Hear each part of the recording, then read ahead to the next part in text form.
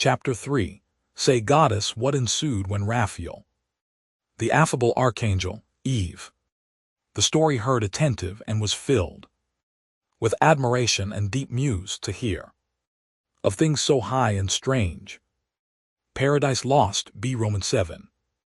If it had really occurred to Mr. Casaubon to think of Miss Brooke as a suitable wife for him, the reasons that might induce her to accept him were already planted in her mind, and by the evening of the next day the reasons had budded and bloomed.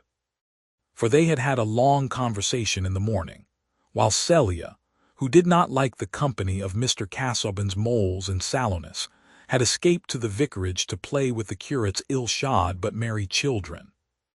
Dorothea by this time had looked deep into the ungauged reservoir of Mr. Casaubon's mind, seeing reflected there in vague labyrinthine extension every quality she herself brought, had opened much of her own experience to him, and had understood from him the scope of his great work, also of attractively labyrinthine extent.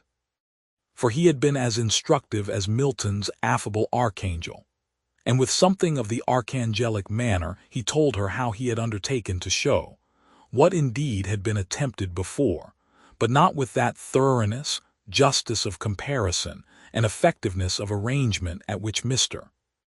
Casaubon aimed, that all the mythical systems or erratic mythical fragments in the world were corruptions of a tradition originally revealed. Having once mastered the true position and taken a firm footing there, the vast field of mythical constructions became intelligible, nay, luminous with the reflected light of correspondences. But to gather in this great harvest of truth was no light or speedy work. His notes already made a formidable range of volumes, but the crowning task would be to condense these voluminous still accumulating results and bring them, like the earlier vintage of Hippocratic books, to fit a little shelf.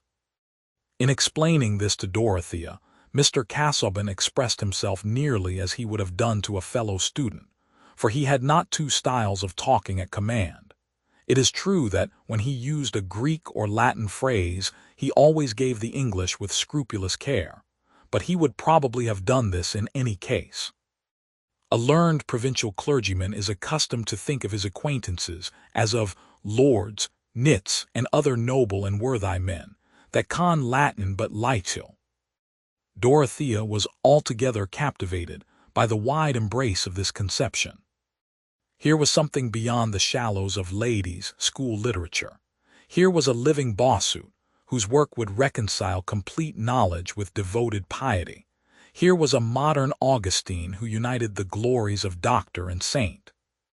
The sanctity seemed no less clearly marked than the learning, for when Dorothea was impelled to open her mind on certain themes which she could speak of to no one whom she had before seen at Tipton, especially on the secondary importance of ecclesiastical forms and articles of belief, compared with that spiritual religion, that submergence of self in communion with divine perfection, which seemed to her to be expressed in the best Christian books of widely distant ages, she found in Mr.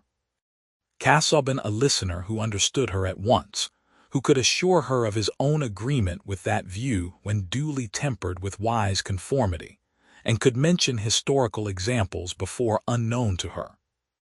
"He thinks with me," said Dorothea to herself, "or rather, he thinks a whole world of which my thought is but a poor twopenny mirror, and his feelings too, his whole experience, what a lake compared with my little pool."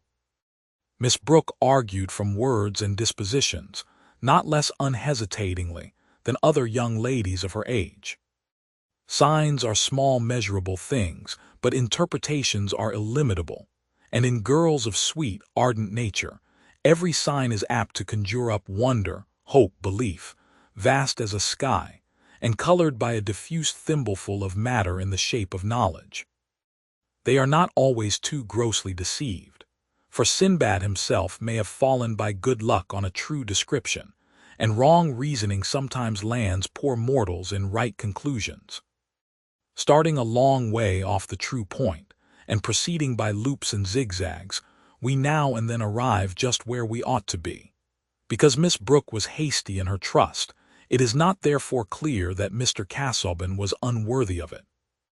He stayed a little longer than he had intended, on a slight pressure of invitation from Mr. Brooke, who offered no bait except his own documents on machine breaking and rick burning. Mr. Casaubon was called into the library to look at these in a heap, while his host picked up first one, and then the other to read aloud from in a skipping and uncertain way, passing from one unfinished passage to another with a yes now, but here, and finally pushing them all aside to open the journal of his youthful continental travels. Look here, here is all about Greece. Rhamnus, the ruins of Rhamnus. You are a great Grecian now. I don't know whether you have given much study to the topography. I spent no end of time in making out these things. Helicon now. Here now, we started the next morning for Parnassus, the double-peaked Parnassus. All this volume is about Greece, you know, Mr. Brooke wound up, rubbing his thumb transversely along the edges of the leaves as he held the book forward. Mr. Casaubon made a dignified though somewhat sad audience, bowed in the right place, and avoided looking at anything documentary as far as possible, without showing disregard or impatience.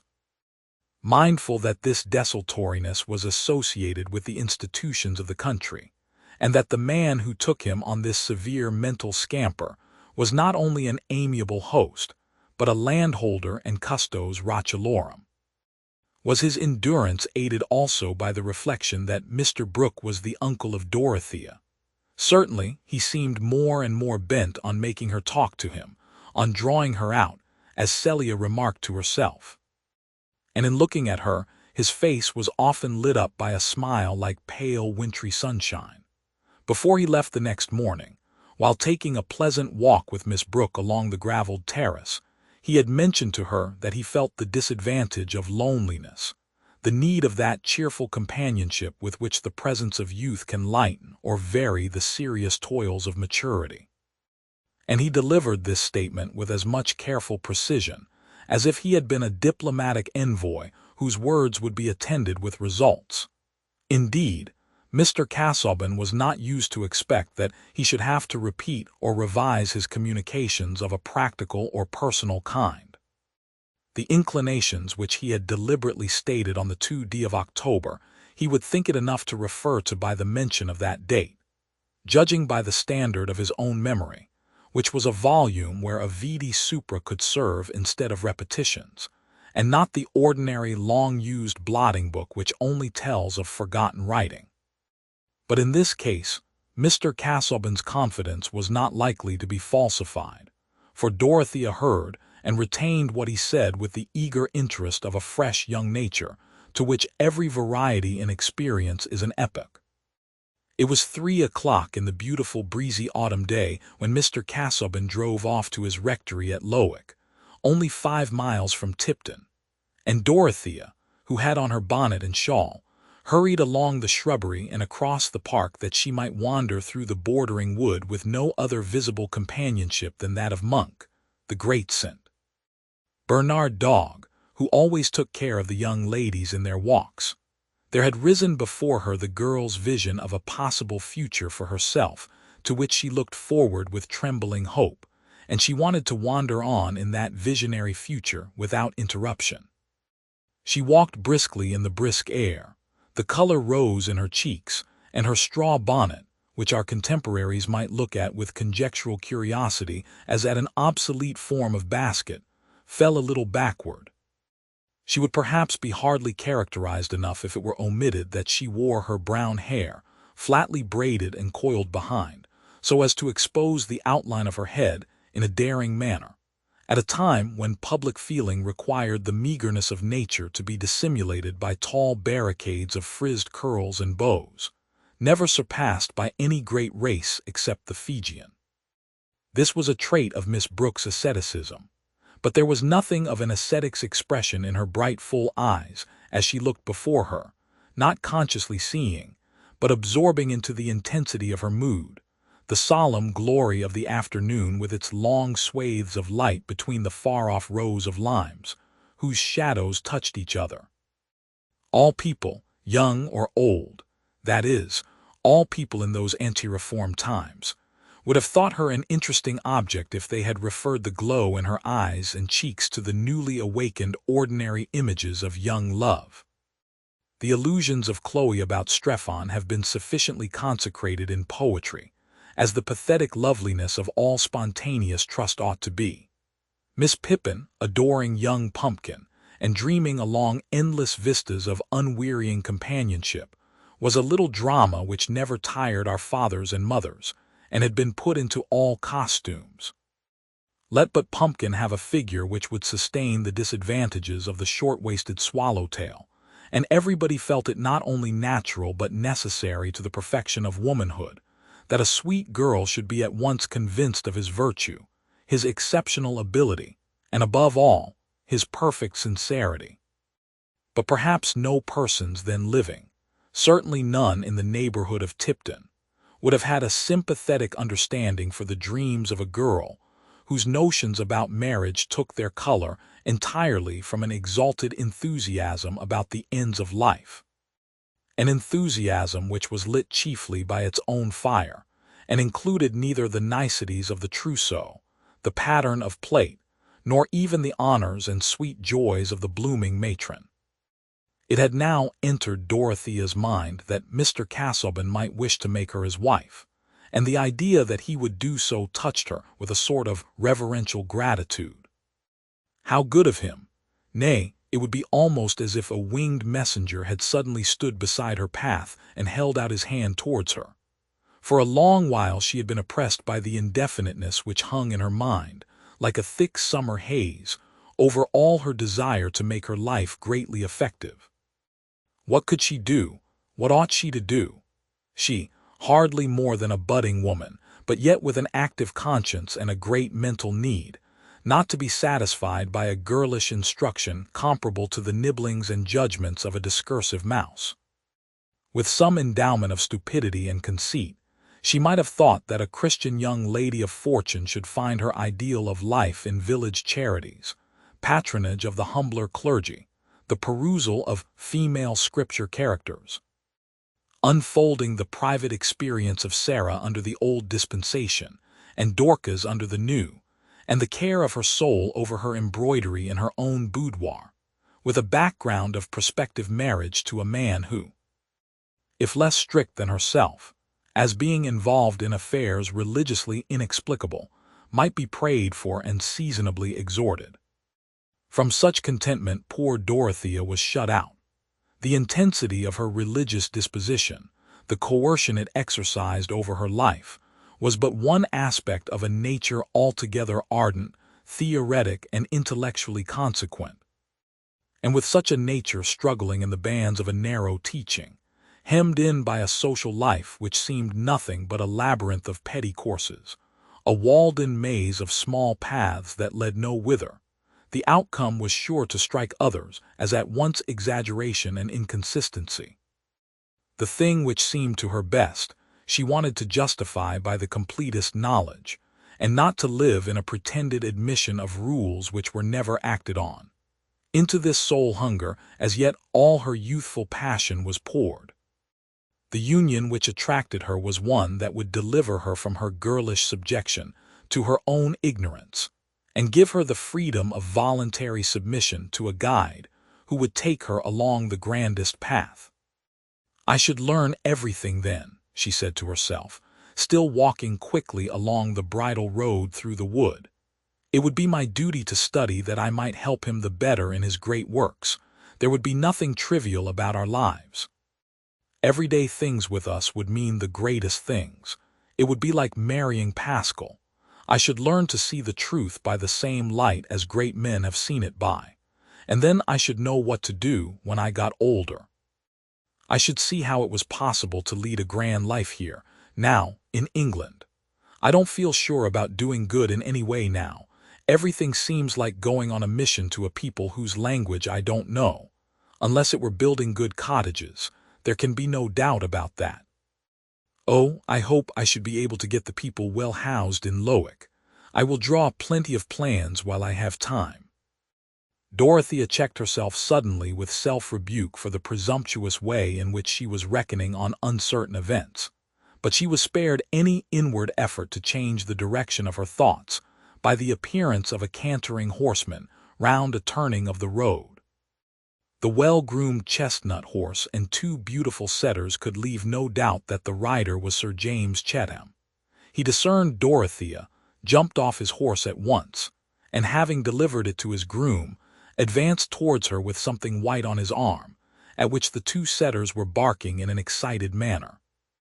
"How delightful to meet you, Miss Brooke," he said, raising his hat and showing his sleekly waving blonde hair. "It has hastened the pleasure I was looking forward to." Miss Brooke was annoyed at the interruption. This amiable baronet, really a suitable husband for Celia, exaggerated the necessity of making himself agreeable to the elder sister. Even a prospective brother-in-law may be an oppression if he will always be presupposing too good an understanding with you, and agreeing with you even when you contradict him. The thought that he had made the mistake of paying his addresses to herself could not take shape. All her mental activity was used up in persuasions of another kind. But he was positively obtrusive at this moment, and his dimpled hands were quite disagreeable. Her roused temper made her color deeply, as she returned his greeting with some haughtiness. Sir James interpreted the heightened color in the way most gratifying to himself, and thought he never saw Miss Brooke looking so handsome. "I have brought a little petitioner," he said, "or rather, I have brought him to see if he will be approved before his petition is offered." He showed the white object under his arm, which was a tiny Maltese puppy, one of nature's most naive toys. "It is painful to me to see these creatures that are bred merely as pets," said Dorothea, whose opinion was forming itself that very moment, as opinions will, under the heat of irritation. "Oh, why?" said Sir James as they walked forward. "I believe all the petting that is given them does not make them happy. They are too helpless, their lives are too frail. A weasel or a mouse that gets its own living is more interesting. I like to think that the animals about us have souls something like our own, and either carry on their own little affairs or can be companions to us, like Monk here. Those creatures are parasitic." "I am so glad I know that you do not like them," said good Sir James. "I should never keep them for myself, but ladies usually are fond of these Maltese dogs. Here, John, take this dog, will you?" The objectionable puppy, whose nose and eyes were equally black and expressive, was thus got rid of, since Miss Brooke decided that it had better not have been born. But she felt it necessary to explain. "You must not judge of Celia's feeling from mine. I think she likes these small pets. She had a tiny terrier once which she was very fond of. It made me unhappy because I was afraid of treading on it. I am rather short-sighted."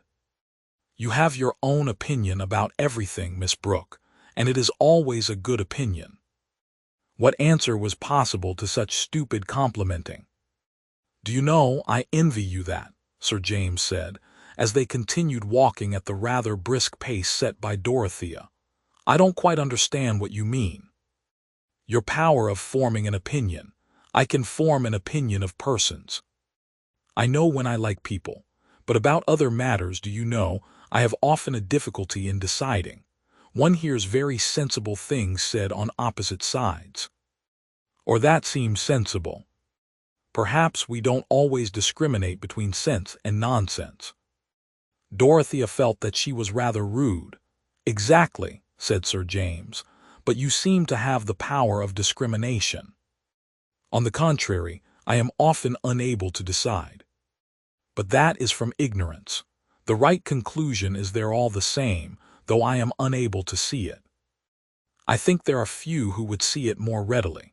Do you know, Lovegood was telling me yesterday that you had the best notion in the world of a plan for cottages. Quite wonderful for a young lady, he thought. You had a real genius, to use his expression.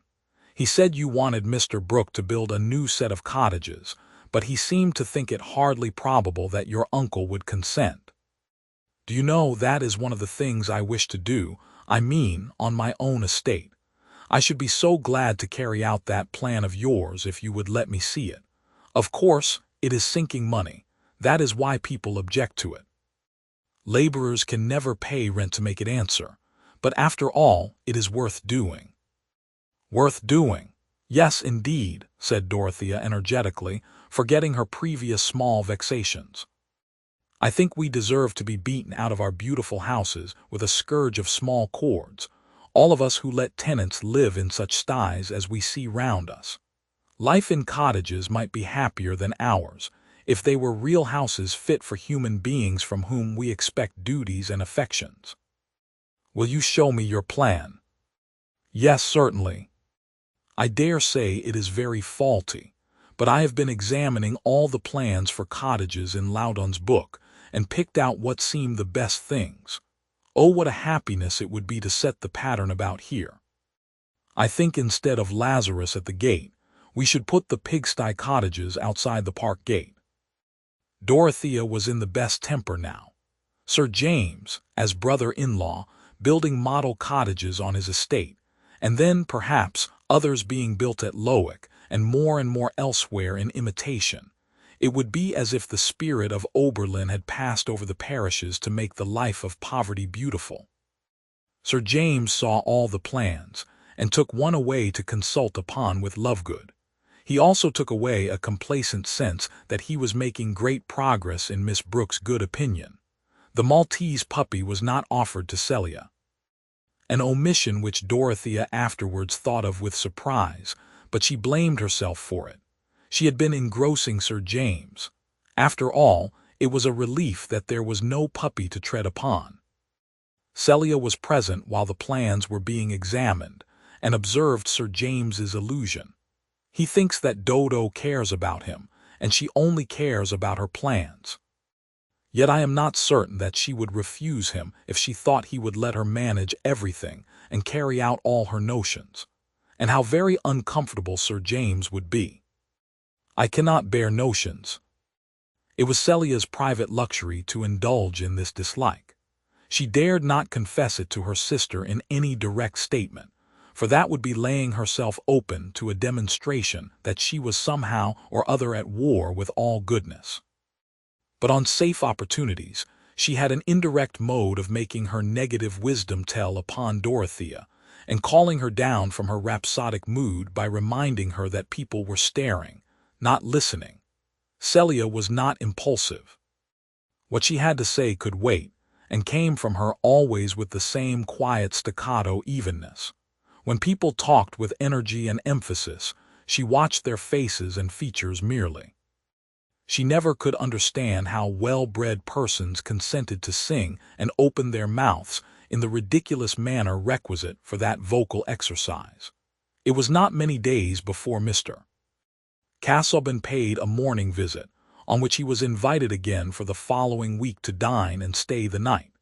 Thus Dorothea had 3 more conversations with him, and was convinced that her first impressions had been just. He was all she had at first imagined him to be. Almost everything he had said seemed like a specimen from a mine, or the inscription on the door of a museum which might open on the treasures of past ages. And this trust in his mental wealth was all the deeper and more effective on her inclination, because it was now obvious that his visits were made for her sake. This accomplished man condescended to think of a young girl, and take the pains to talk to her, not with absurd compliment, but with an appeal to her understanding, and sometimes with instructive correction. What delightful companionship! Mr. Casaubon seemed even unconscious that trivialities existed, and never handed round that small talk of heavy men which is as acceptable as stale bride-cake brought forth with an odor of cupboard. He talked of what he was interested in, or else he was silent and bowed with sad civility. To Dorothea this was adorable genuineness, and religious abstinence from that artificiality which uses up the soul in the efforts of pretense. For she looked as reverently at Mr. Casaubon's religious elevation above herself as she did at his intellect and learning. He assented to her expressions of devout feeling, and usually with an appropriate quotation. He allowed himself to say that he had gone through some spiritual conflicts in his youth. In short, Dorothea saw that here she might reckon on understanding, sympathy, and guidance. On one, only one, of her favorite themes she was disappointed.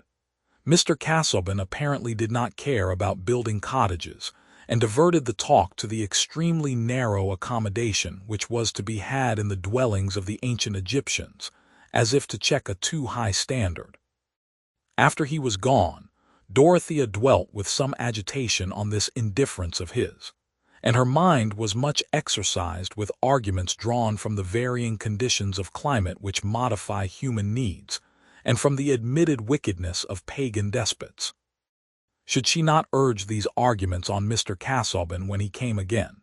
But further reflection told her that she was presumptuous in demanding his attention to such a subject. He would not disapprove of her occupying herself with it in leisure moments, as other women expected to occupy themselves with their dress and embroidery, would not forbid it when Dorothea felt rather ashamed as she detected herself in these speculations. But her uncle had been invited to go to Lowick to stay a couple of days. Was it reasonable to suppose that Mr. Casaubon delighted in Mr. Brooke's society for its own sake, either with or without documents? Meanwhile, that little disappointment made her delight the more in Sir James Chetham's readiness to set on foot the desired improvements. He came much oftener than Mr. Casaubon, and Dorothea ceased to find him disagreeable since he showed himself so entirely in earnest, for he had already entered with much practical ability into Lovegood's estimates, and was charmingly docile. She proposed to build a couple of cottages, and transfer 2 families from their old cabins, which could then be pulled down, so that new ones could be built on the old sites. Sir James said exactly, and she bore the word remarkably well. Certainly these men who had so few spontaneous ideas might be very useful members of society under good feminine direction, if they were fortunate in choosing their sisters-in-law. It is difficult to say whether there was or was not a little willfulness in her continuing blind to the possibility that another sort of choice was in question in relation to her. But her life was just now full of hope and action. She was not only thinking of her plans, but getting down learned books from the library and reading many things hastily, that she might be a little less ignorant in talking to Mr. Casaubon, all the while being visited with conscientious questionings, whether she were not exalting these poor doings above measure, and contemplating them with that self-satisfaction which was the last doom of ignorance and folly.